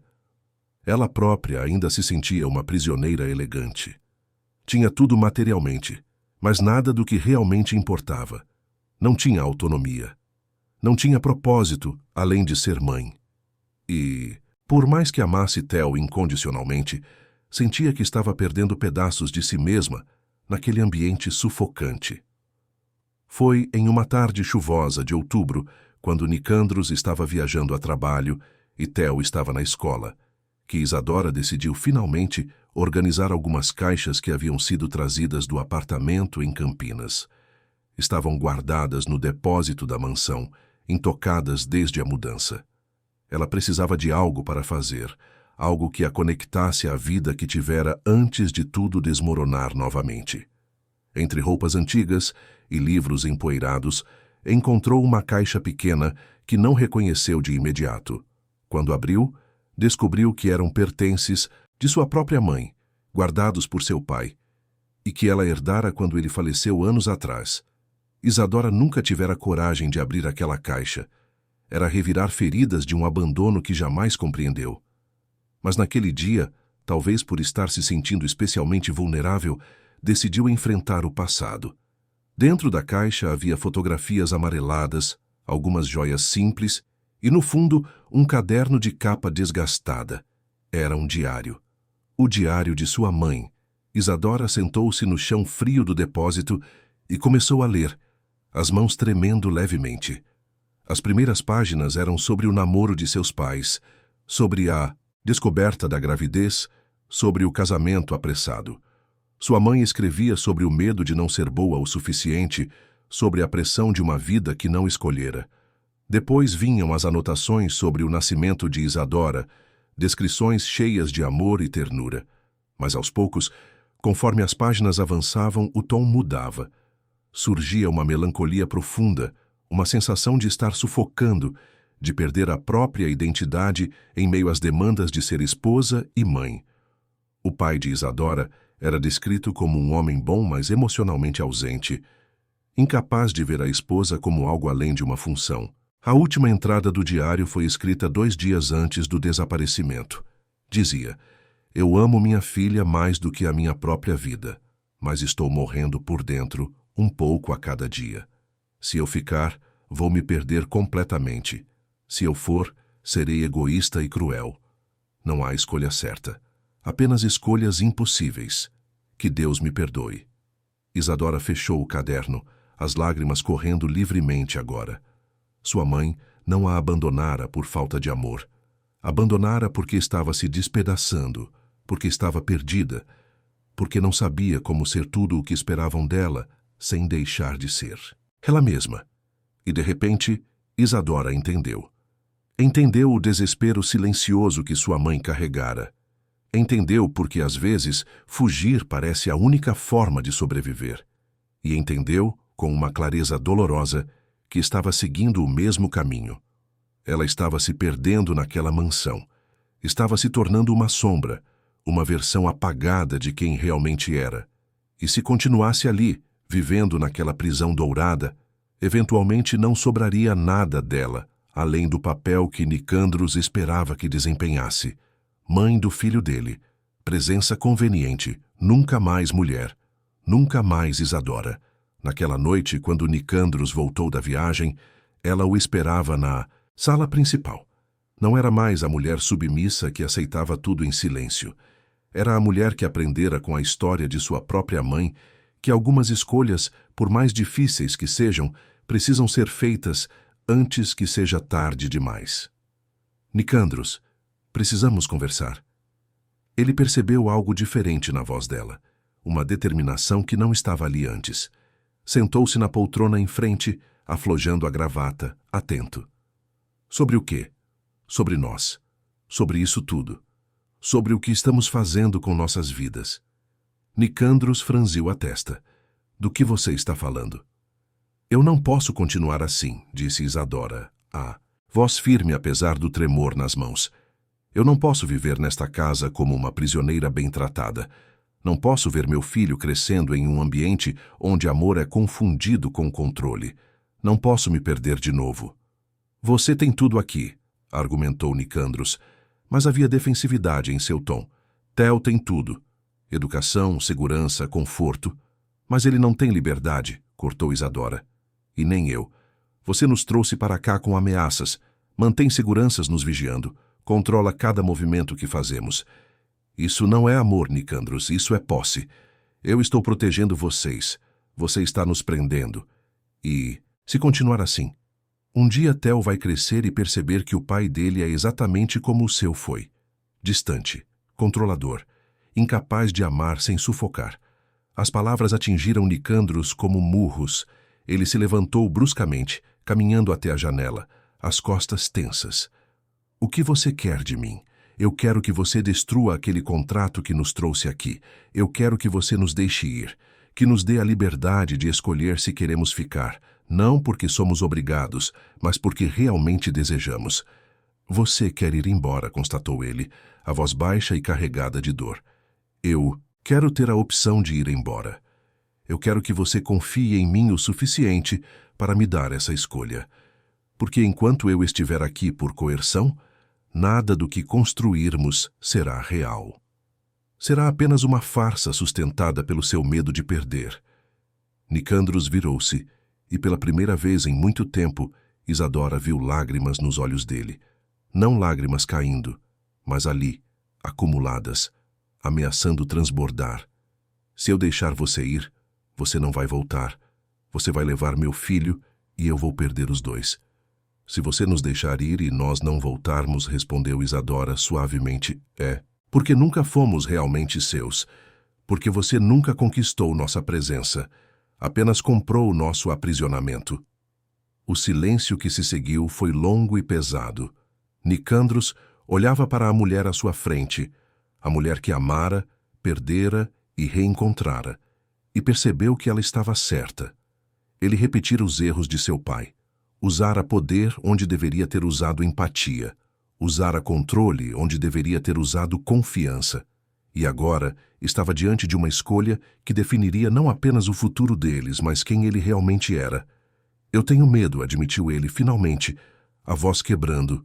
Medo de que se eu soltar, você perceba que não precisa de mim, que nunca precisou. Isadora levantou-se e caminhou até ele, mantendo uma distância segura, mas reduzindo o abismo entre eles. Nicandros, você nunca vai saber se eu preciso de você enquanto me obrigar a ficar. Nunca vai saber se o que sinto é real ou apenas resignação. E Theo nunca vai te amar de verdade se crescer sabendo que o pai dele mantém a mãe dele como prisioneira. Aquelas palavras foram a chave que finalmente abriu a porta que Nicandros mantivera trancada por tanto tempo. A porta do verdadeiro amor, aquele que exige renúncia, que exige confiança, que exige a coragem de deixar ir para que o outro possa escolher voltar. Na manhã seguinte, Nicandros convocou seus advogados. Instruiu-os a destruir o acordo que trouxera Isadora e Theo para a mansão.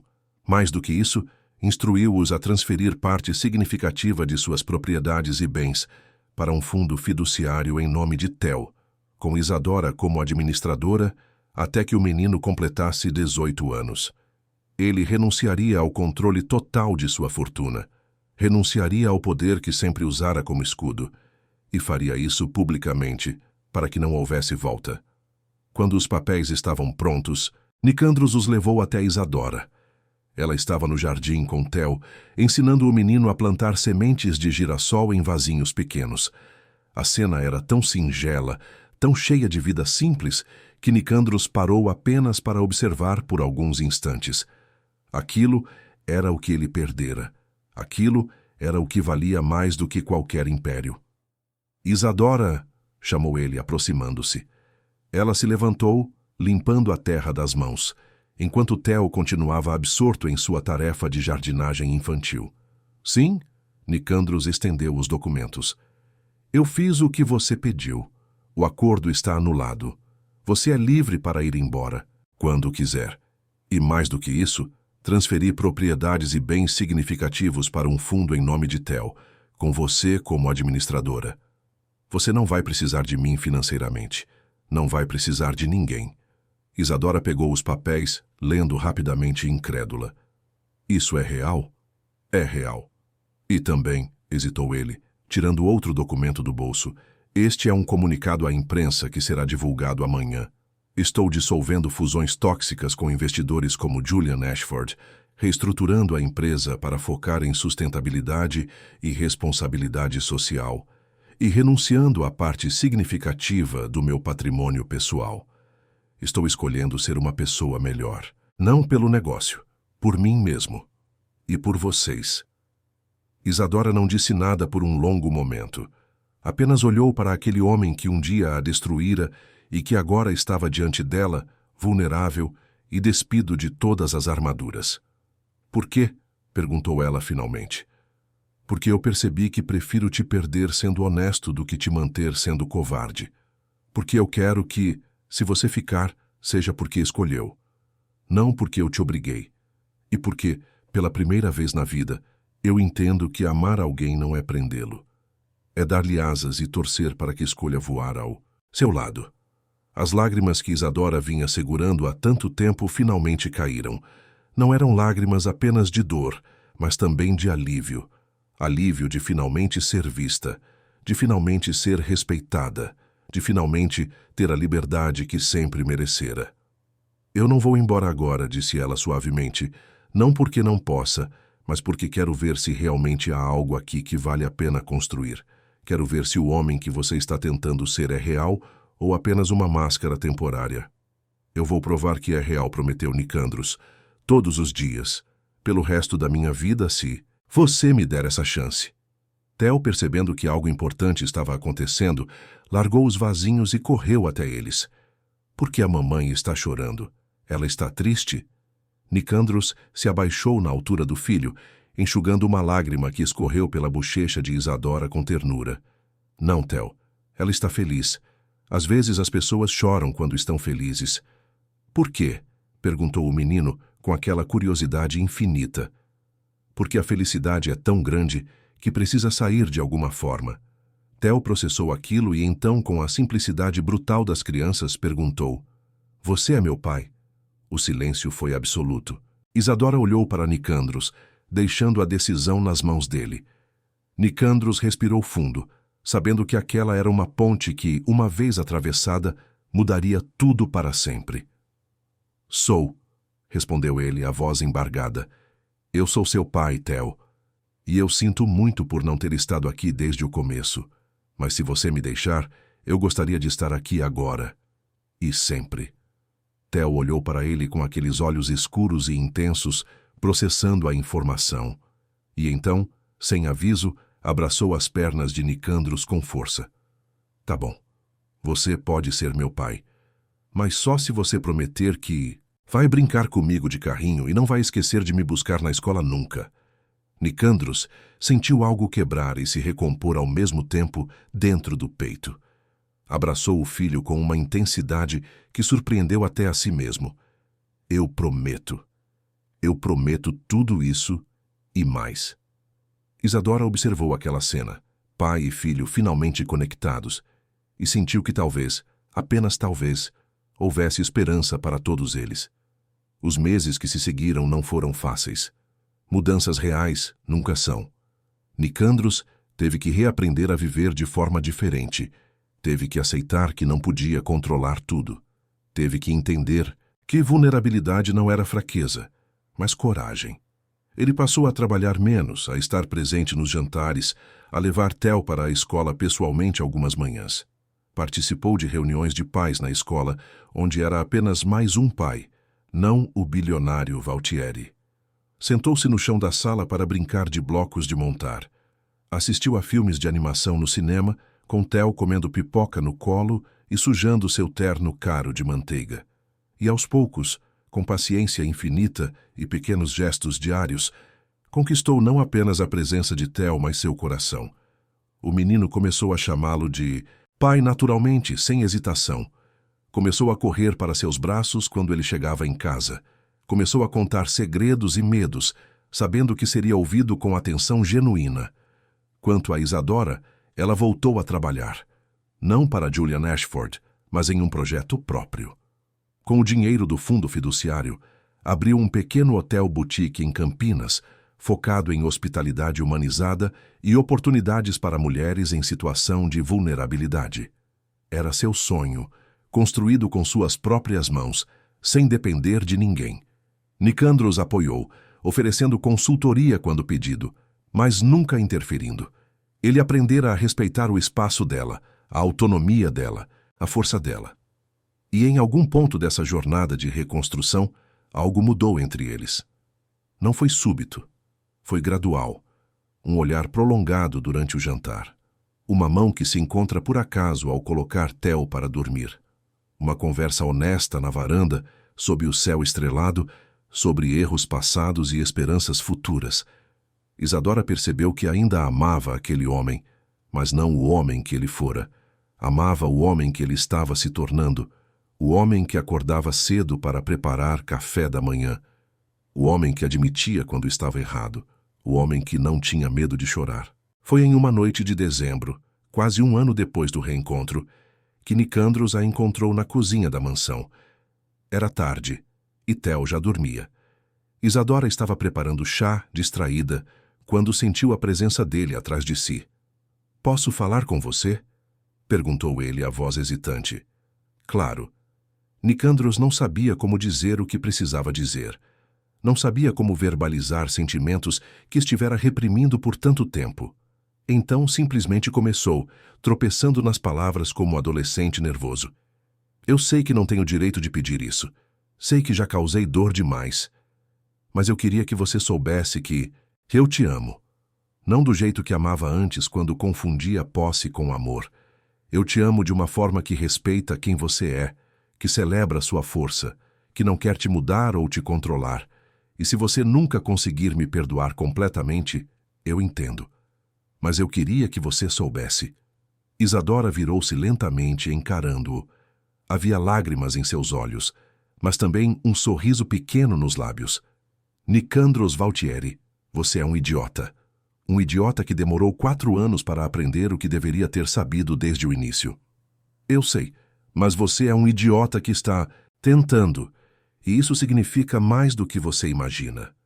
Então, há esperança?" Isadora deu um passo à frente, diminuindo o espaço entre eles. "Há esperança, não para voltarmos a ser o que éramos. Aquilo está morto e enterrado. Mas talvez possamos construir algo novo, algo mais forte, algo real." Nicandros a beijou. Não foi um beijo de posse ou desespero. Foi um beijo de recomeço, de promessa silenciosa, de 2 sobreviventes encontrando um ao outro novamente depois de atravessarem tempestades que quase os destruíram. Quando se separaram, Isadora apoiou a testa na dele, respirando fundo. "Devagar, Nicandros. Vamos devagar dessa vez?" "Devagar", concordou ele. "Eu tenho o resto da vida para te provar que valho a pena." E assim, entre xícaras de chá esquecidas na bancada e risos abafados para não acordar Theo, eles começaram a reconstruir o que fora quebrado. Não era perfeito. Havia dias difíceis, discussões, momentos em que os fantasmas do passado voltavam a assombrar. Mas havia também manhãs de domingo com panquecas queimadas que Nicandros insistia em fazer. Havia tardes no parque, os 3 juntos, jogando bola e soltando pipa. Havia noites em que, depois de colocar Theo para dormir, sentavam-se no sofá simplesmente para conversar, para compartilhar o dia, para existir um ao lado do outro sem máscaras. E foi em um desses momentos simples, meses depois, que Theo disse algo que mudaria tudo novamente. Estavam os 3 na cozinha, preparando biscoitos para a festa da escola. Theo estava coberto de farinha, rindo de algo bobo que Nicandros havia dito, quando de repente parou e olhou para os 2 com seriedade infantil. "Nós somos uma família de verdade agora?" Isadora e Nicandros trocaram olhares. A mesma pergunta ecoava no coração de ambos há meses. "Somos, meu amor", respondeu Isadora, abraçando o filho. "Por que você pergunta?" "Porque eu desenhei nós 3 na escola e a professora perguntou quem era quem. Eu disse que você é minha mãe, ele é meu pai, e nós somos uma família. Ela disse que é bonito. Mas eu queria ter certeza." Nicandros se abaixou na altura de Theo, pegando as mãozinhas pequenas e sujas de farinha. "Nós somos sim uma família. Não é perfeita, mas é nossa. E eu prometo que vou fazer tudo ao meu alcance para que seja a melhor família que você poderia ter." Theo sorriu, satisfeito com a resposta, e voltou a brincar com a massa dos biscoitos. Mas aquela pergunta ficou ecoando na cozinha. "Nós somos uma família de verdade agora?" E a resposta, tácita mas absoluta, era sim. Eram uma família nascida não da perfeição, mas da escolha diária de estar presente, de perdoar, de recomeçar. Isadora olhou ao redor da cozinha bagunçada, para o filho coberto de farinha, para o homem que um dia a destruíra, mas que agora se esforçava todos os dias para ser melhor, e sentiu uma paz que não experimentava há anos. Não era a paz da ausência de problemas, era a paz de saber que, mesmo quando problemas surgissem, eles enfrentariam juntos. Naquela noite, depois de colocarem Theo para dormir, Nicandros e Isadora ficaram sentados no chão da sala de estar, encostados no sofá, olhando para as luzes da cidade através da janela. Ele segurava a mão dela, entrelaçando os dedos com cuidado, como se ainda temesse que ela desaparecesse se apertasse forte demais. "Obrigado", disse ele, quebrando o silêncio. "Pelo quê?" "Por me dar uma segunda chance, por não desistir completamente de mim, por permitir que eu aprendesse a ser pai, a ser humano." Isadora apoiou a cabeça no ombro dele. "Você sabe que não vai ser sempre fácil, né? Nós temos muita bagagem, muita história. Eu sei, mas eu prefiro enfrentar tudo isso com você do que ter uma vida fácil sem você." Eles ficaram em silêncio por mais alguns minutos, apenas existindo um ao lado do outro. E então Isadora disse, com uma voz suave mas carregada de significado: "Eu te amo, Nicandros. Não da mesma forma que amava antes, mas eu te amo do jeito que você é agora, do jeito que está tentando ser." Nicandros sentiu lágrimas queimarem nos olhos, mas dessa vez não as conteve. Deixou que caíssem livremente, limpando anos de frieza autoimposta, anos de armaduras que não precisava mais. "Eu também te amo. E vou passar o resto da minha vida te mostrando o quanto." A vida que construíram depois não foi a de um conto de fadas. Foi a vida real, com suas imperfeições e desafios diários. Nicandros ainda tinha recaídas em comportamentos controladores, e Isadora precisava lembrá-lo de que confiança se constrói com atitudes, não com palavras. Theo passou por fases difíceis na escola, lidando com o peso do sobrenome Valtieri e as expectativas que vinham com ele. Houve discussões, houve lágrimas, houve momentos em que parecia que tudo desmoronaria novamente.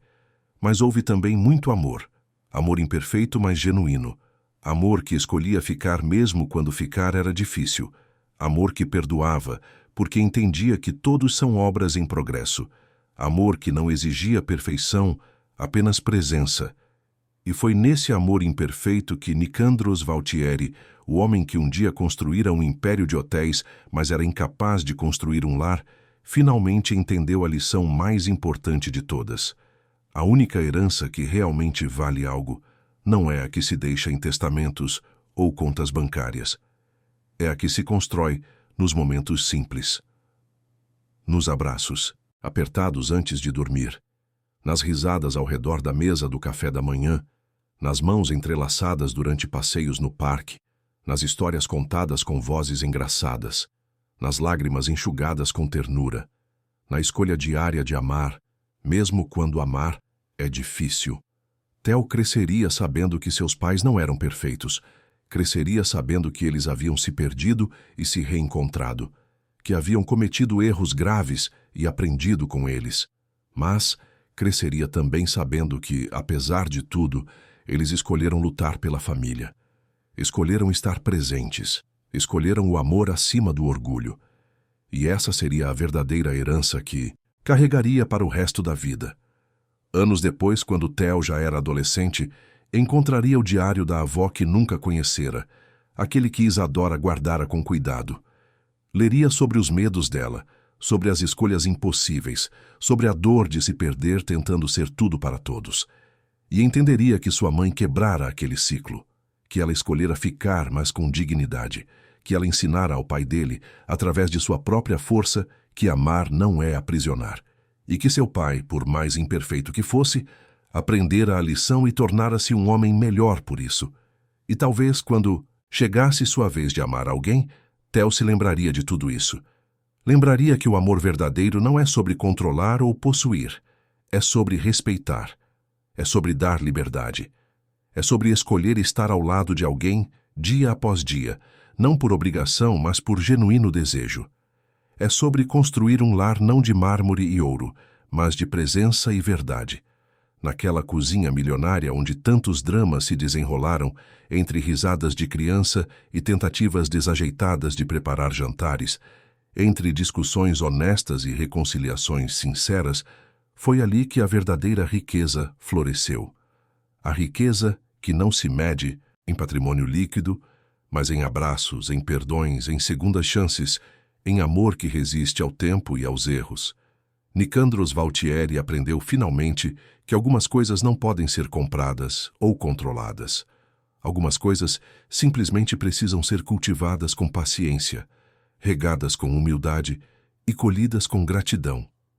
E enquanto observava seu filho crescer forte e seguro, enquanto segurava a mão da mulher que quase perdeu para sempre, enquanto olhava ao redor e via não uma mansão, mas um lar, entendeu que havia finalmente encontrado o que procurara a vida toda.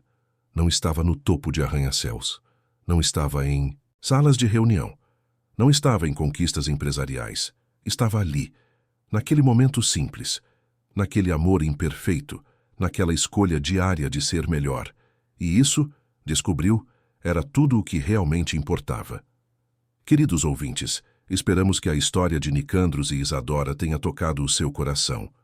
Se você se emocionou com esta jornada de recomeços, perdão e transformação, deixe seu like, inscreva-se no canal e conte nos comentários o que mais te marcou nesta história.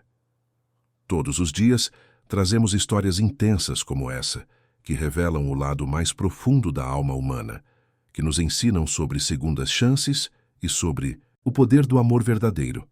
Te esperamos no próximo episódio com mais uma história que vai mexer com suas emoções.